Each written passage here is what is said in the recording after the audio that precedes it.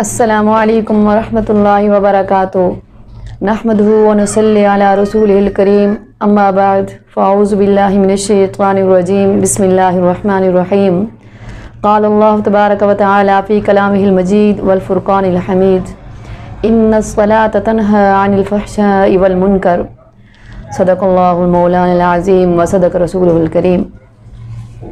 معزز سامعات، آج جس موضوع پر ہم گفتگو کریں گے وہ ہے نماز۔ نماز ایک ایسا اہم مسئلہ ہے جس کے بارے میں اللہ کے نبی صلی اللہ علیہ وسلم فرماتے ہیں کہ قیامت والے دن سب سے پہلا سوال جو کیا جائے گا وہ ہے نماز۔ عبادات میں سب سے پہلا سوال جو کیا جائے گا وہ نماز ہے، اور جس بندے کی نماز مکمل ہوگی اس سے دوسرا سوال کیا جائے گا، جس کی نماز مکمل نہیں ہوگی اس سے دوسرا سوال تک بھی نہیں کیا جائے گا، یہاں تک کہ اللہ تبارک و تعالیٰ فرشتوں کو حکم دیں گے کہ اس کو گھسیٹ کر جہنم میں ڈال دو۔ معزز سامعات، اتنی سخت وعید کہ نماز کے بارے میں قرآن پاک کے اندر متعدد مقامات پر اللہ تبارک و تعالیٰ ارشاد فرماتے ہیں۔ کہیں اللہ تبارک و تعالیٰ فرماتے ہیں کہ وَأَقِيمُوا الصَّلَاةَ وَآتُوا الزَّكَاةَ، نماز قائم کرو، زکوٰۃ ادا کرو۔ کہیں فرمایا ان الصلاۃ تنہی عن الفحشاء والمنکر، یہ جو نماز ہے یہ برائی اور بے حیائی سے انسان کو بچاتی ہے۔ میری معزز سامعات، نماز بعض اوقات ہم نماز پڑھتے بھی ہیں، اس کے باوجود بھی ہم غلط کام کرتے ہیں، تو یہ اس کی کیا وجہ ہے؟ اس کی وجہ یہ ہے کہ ہماری نمازوں کے اندر خشوع و خضوع نہیں ہے۔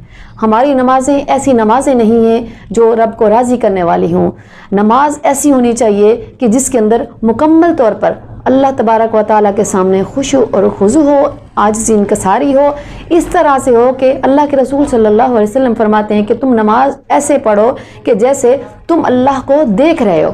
گویا اگر تم نہیں دیکھ رہے تو وہ تو تمہیں دیکھ رہا ہے نا، یعنی کہ اس حد تک نماز میں خشوع و خضوع پیدا کرو، اس حد تک اللہ کی طرف لگاؤ ہونا چاہیے کہ رب ہمارے سامنے ہے اور ہم اللہ کو دیکھ رہے ہیں، اپنے مالک حقیقی کے سامنے سجدہ ریز ہو رہے ہیں، وہ ہمیں دیکھ رہا ہے، ہم اس کے عاجز اور اس کے گناہگار بندے، ہم اس کے سامنے بھکاری بن کے اس انداز سے نماز پڑھیں کہ اللہ تبارک و تعالی ہمارے سامنے۔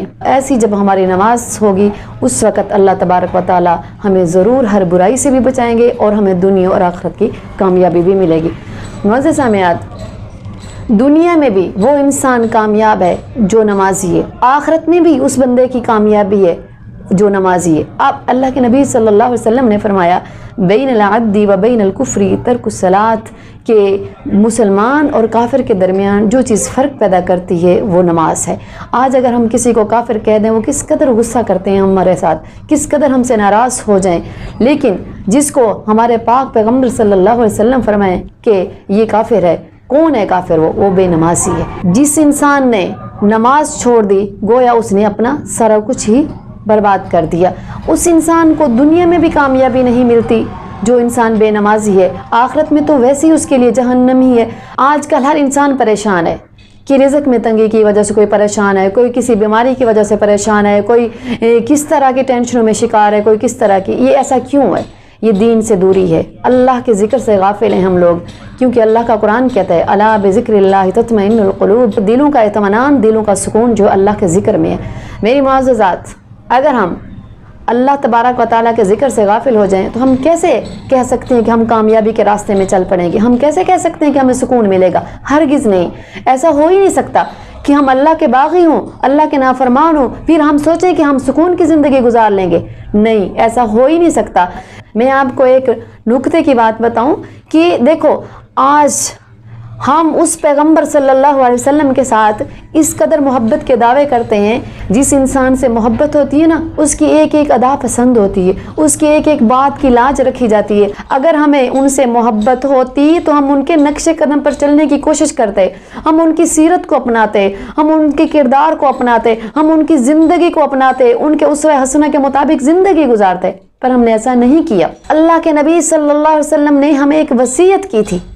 آخری وقت اگر کوئی انسان وصیت کرتا ہے، ہمارے رشتہ داروں میں سے ہمیں کوئی وصیت کرے تو میری عزیزہ ہم کس قدر اس کی لاج رکھتے ہیں۔ ہم کہتے ہیں کہ مرتے دم تک ہم نے یہ کام کرنا ہے، جب تک ہماری زندگی رہی ہم نے یہ کام ضرور کرنا ہے، کیونکہ ہمارے فلاں عزیز نے ہمیں یہ وصیت کی تھی کیا اس پیغمبر کی وصیت کی کوئی لاج نہیں، اس پیغمبر کی وصیت کی کوئی اہمیت نہیں، جو ساری زندگی اپنی امت کی خاطر تڑپ تڑپ کے اللہ کے سامنے گر گڑاتے رہے، روتے رہے، دعائیں مانگتے رہے، جو ساری ساری رات مصلی پہ گزار دیا کرتے تھے، یہاں تک کہ اللہ تبارک و تعالیٰ کو ترس آ گیا۔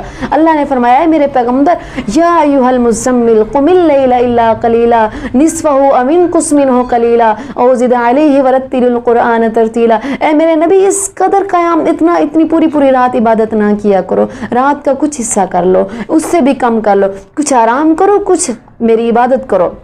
وہ کس کی خاطر کرتے تھے؟ وہ نبی تو ایسے نبی ہیں جو معصومان الخطا ہیں، جن کے کوئی گناہ ہی نہیں ہے، کوئی غلطی ہی نہیں ہے، جنہوں نے کوئی قصور ہی نہیں کیا، جن کے بارے میں تو خود رب فرماتا ہے کہ اے میرا پیغمبر، اگر میں تجھے نہ پیدا کرتا تو دنیا کا نظام ہی نہ بناتا۔ سیدہ عائشہ صدیقہ رضی اللہ تعالی عنہ فرماتی ہیں کہ آخری وقت تھا اللہ کے نبی صلی اللہ علیہ وسلم کا، میرے نبی آخری سانسیں لے رہے تھے، زندگی کی آخری گھڑیاں چل رہی تھی، اس وقت اللہ کے نبی صلی اللہ علیہ وسلم کی زبان اقدس سے جو الفاظ نکل رہے تھے وہ تھے اللہم بالرفیق الاعلی۔ اس کے بعد سیدہ عائشہ صدیقہ رضی اللہ تعالی عنہ فرماتی ہیں کہ آواز آہستہ ہوتی گئی، آواز مدھم ہوتی گئی۔ فرماتی ہیں کہ میں نے اپنا کان اللہ کے نبی صلی اللہ علیہ وسلم کے ہونٹوں کے اوپر رکھ دیا، میرے پیغمبر صلی اللہ علیہ وسلم کے ہونٹ مبارک ہل رہے تھے، فرماتی میں نے اپنا کان ایسے ہونٹوں کے اوپر رکھا، سننے کی کوشش کی کہ اللہ کے نبی آخری الفاظ کون سے ادا کر رہے ہیں اپنے منہ سے۔ اس وقت فرماتی ہیں کہ اللہ کے رسول صلی اللہ علیہ وسلم کی زبان مبارک سے جو الفاظ ادا ہو رہے تھے وہ تھے الصلاۃ وما ملکت ایمانکم، الصلاۃ وما ملکت ایمانکم، کہ نماز کی حفاظت کرنا اور اپنے غلاموں کا خیال رکھنا۔ میری معززات، اس پیغمبر صلی اللہ علیہ وسلم نے یہ آخری وقت جاتے وقت بھی، دنیا فانی سے رخصت ہوتے وقت بھی ہمیں یہ وصیت فرمائی کہ نماز کی حفاظت کرنا، نماز قائم کرنا، نماز کو نہ چھوڑنا۔ لیکن ہم نے کیا کیا؟ اسی نماز کو ہی چھوڑ دیا، اس ایک وصیت کو بھی نہیں ہم نے پورا کیا۔ دل دکھتا ہے کہ ویسے تو ہم اپنے آپ کو پیغمبر علیہ السلام کی محبت کے دعوے دار کہلواتے ہیں۔ نماز اللہ کے نبی صلی اللہ علیہ وسلم کو بطور تحفہ اللہ نے عطا کی تھی، اور ہم نے اس تحفے کی بھی قدر نہیں کی۔ جب میرے پیغمبر معراج پہ گئے تب اللہ تبارک و تعالیٰ نے اپنے نبی کو یہ تحفہ دیا کہ اے میرے پیغمبر، میں نے آپ کو تحفہ دیا ہے نماز کی صورت میں۔ تو دیکھو، ہم نے اس نبی کے تحفے کی بھی حفاظت نہیں کی۔ دعا کرتی ہوں کہ اللہ تبارک و تعالیٰ ہمیں 5 وقت کی نماز قائم کرنے کی توفیق عطا فرمائے اور ہمیں سچا پکا نمازی بنائے۔ وما توفیقی الا باللہ علیہ توکلت و الیہ انیب۔